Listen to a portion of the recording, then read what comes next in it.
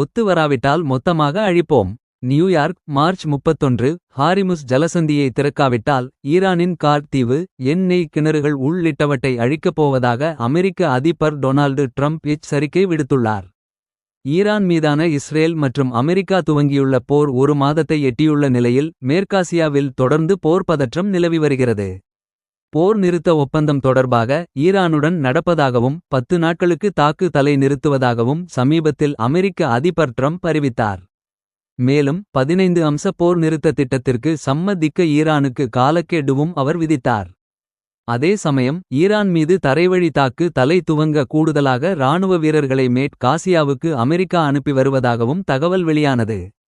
இந்நிலையில் சமூக வலைதளத்தில் அமெரிக்க அதிபர் ட்ரம்ப் வெளியிட்டுள்ள பதிவு. ஈரானுடன் விரைவில் ஒப்பந்தம் எட்டப்படும் என்றே எதிர்பார்க்கிறோம்.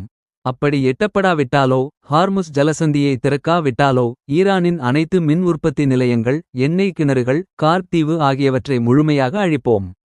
இது 47 ஆண்டு பழைய பயங்கர ஆட்சி காலத்தில் ஈரான் கொன்று குவித்த அமெரிக்க வீரர்கள் மற்றும் பலருக்கு பதிலடியாக இருக்கும். இவ்வாறு அவர் குறிப்பிட்டார். ஆனால் ஈரான் தரப்போ அமெரிக்காவுடன் பேச்சு எதுவும் நடக்கவில்லை என திட்டவட்டமாக மறுத்துள்ளது.